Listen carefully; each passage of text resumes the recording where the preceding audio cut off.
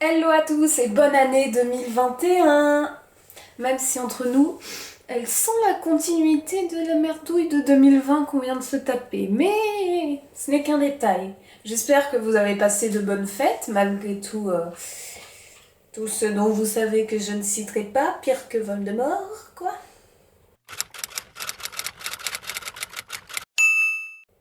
On se retrouve pour cette première vidéo de 2021 avec une vidéo assez rapide parce qu'on est quand même le premier ou le 2. Tiens, je ne sais plus. Le temps me perd.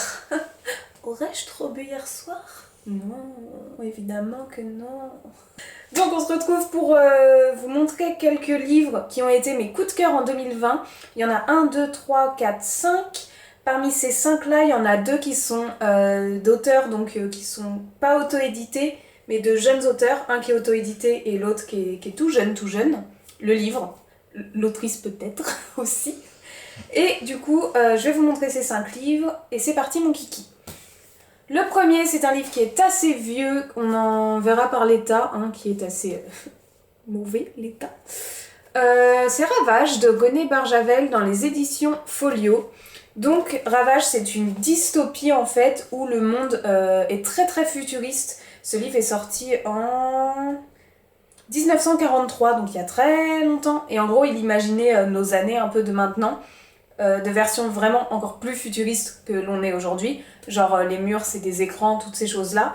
En fait, il va arriver que dans cette société, il y a tout qui va s'éteindre d'un coup, il y a tout qui va prendre feu, il y a tout qui va bugger en fait, ça va être la vraie galère. Les gens pourront plus survivre et lui, il va tenter de s'échapper de ça avec quelques personnes. Et donc on va le suivre dans son périple un peu, il y a aussi une toute petite romance. Et la fin nous retourne vraiment le cerveau. Parce que mine de rien, ce livre il fait tellement réfléchir sur des problèmes de la société actuelle. Pour ceux qui aiment bien les dystopies, je vous le recommande beaucoup. Dans mes vlogs du mois de décembre, je vous ai parlé d'un livre qui s'appelait Fahrenheit 451 de Ray Bradbury, donc c'est aussi une dystopie. Le monde, il le voyait un peu pareil, mais là, il est vraiment mieux fait, je trouve, plus décrit en détail et l'histoire est vraiment intéressante, donc ça a été un véritable coup de cœur pour moi cette année. Le deuxième, c'est Dans la forêt de Jean Egland dans les éditions Gallmeister, la collection Totem. Hop, de ce côté-là, c'est mieux. J'aime trop ce livre. Ce livre, ça a été un coup de cœur. C'est un livre de survivalisme. Enfin, ouais, l'atmosphère est survivaliste. Je vous en ai parlé dans des vlogs du mois de novembre, je crois bien. Du coup ici on suit Nell et Eva qui ont 17 et 18 ans et elles habitent dans une maison qui est près de la forêt, qui est limite dans la forêt, un petit peu plus loin que la ville. Et il s'avère qu'il y a une pandémie qui arrive sur Terre en fait et qui décime la plupart des habitants. Dans les villes c'est plus vivable, tout le monde s'est rué sur la nourriture, etc. Donc là ce qui se passe c'est qu'elles ont perdu leurs parents aussi à cause de ça. Donc elles vont devoir apprendre à survivre toutes les deux.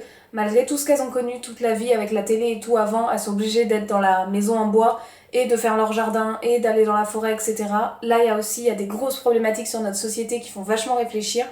Et l'aspect psychologique de ce livre aussi est énorme parce que on se rend compte de comment elles vivent ça, de comment elles voient les choses et c'est tellement, tellement, tellement bien fait. Ce livre a été un véritable coup de cœur, je vous le recommande à 100% aussi. Auto-édité, premier livre d'une autrice, je ne cesse de vous parler d'Alpha de Ninon Iris H, donc qui a été auto-édité comme je l'ai dit il y a 2 secondes. Alpha c'est trop bien, je l'ai lu au mois d'août, non un petit peu avant je crois bien, elle m'a été dédicacée, c'est top. Là on va suivre deux personnes qui ont la capacité de se transformer en loup. Qui sont dans un clan et il y a un clan de méchants. Oh, ça fait un peu débile comment je l'interprète, mais bon. Il y a un clan de méchants qui vient faire la panique et ils vont devoir se retrouver pour un peu voir ce que c'est que ce bazar et rétablir un peu la paix et chacun ses territoires. Et il y a ces 2 loups qui sont secrètement très attirés l'un par l'autre, mais qui n'ont pas le droit d'être ensemble pour diverses raisons. Donc c'est une romance mais en même temps c'est de l'aventure. Je sais pas comment vous décrire ce livre, je l'ai bien mieux décrit dans la vidéo que je vous mets juste ici parce que je l'avais lu tout de suite après et j'étais sur le show et je vous en parle bien mieux, mais ça a été genre le coup de cœur de cette année, il passe avant tous les autres. C'est pas très gentil mais enfin c'est différent, ils sont tous différents. Mais alors celui-ci, j'aime tellement. Et là, elle a sorti en décembre une nouvelle donc, qui est le Noël dans le manoir Ellis, donc c'est le nom de leur manoir. Et j'ai trop hâte de la lire. Quatrième et avant-dernier, c'est aussi un livre d'une jeune autrice qui m'a été envoyé par elle. Enfin, c'est pas une jeune autrice, c'est une jeune illustratrice plutôt. C'est Aller-retour de Nina Lecomte dans les éditions Côte Éditions.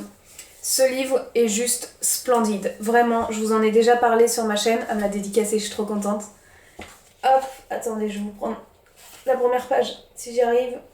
Hop, la voici, la voilà. Les dessins sont magnifiques. En fait, c'est tout en dessin. À travers ces dessins, en fait, ça traite du sujet de la migration et c'est incroyable parce que juste avec des dessins, on ressent tellement de choses, on voit tellement d'injustices, elle nous fait comprendre certains traits, certains sentiments, certaines émotions.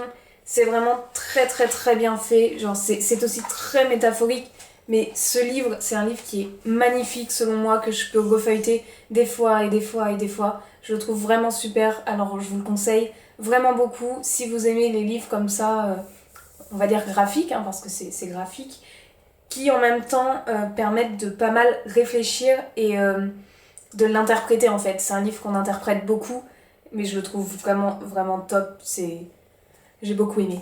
Et on termine avec une BD qui n'est pas de cette année, j'ai la lumière en pleine face, je suis désolée, qui n'est pas de cette année mais qui est de 2017, mais moi je l'ai découverte cette année, je suis amoureuse de cette BD. Déjà elle est magnifique, hein. C'est Nils, hop, je vous montre, dans les éditions Soleil, et c'est par Hamon ou Hamon, je sais pas, et Carion. C'est le tome 1 et j'aime tellement cette BD. Les dessins sont magnifiques. On est dans un monde où les plantes ne poussent plus, où plus rien n'est fertile, où plus rien ne... Ouais, rien ne pousse, les habitants meurent de faim. Et on va suivre le périple d'un enfant qui veut avoir une chouette, il me semble, il y a un truc comme ça, ou un hibou.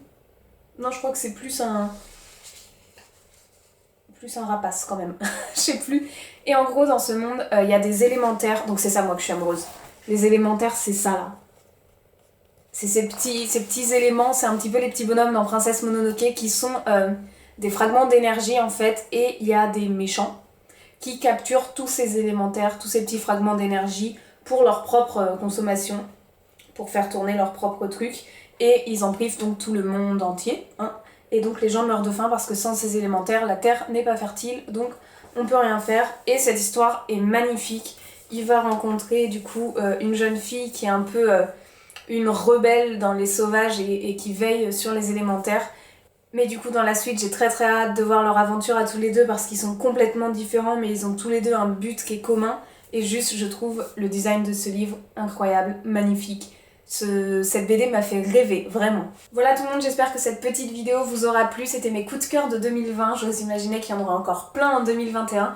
N'hésitez pas à me mettre en commentaire quels ont été vos coups de cœur à vous en 2020 et si parmi les livres qu'il y a là, il y en a certains que vous connaissez, je serais ravie de le savoir. Sur ce, je vous invite à vous abonner et à aimer la vidéo et même toutes mes autres vidéos parce que c'est chouette et ça me permet d'interagir avec vous, c'est quand même sympa. Et moi je vous souhaite une très belle journée, une très belle soirée, une très belle nuit, de très belles teufs quand on aura le droit d'en faire. Et je vous dis à très bientôt pour une prochaine vidéo. Ciao!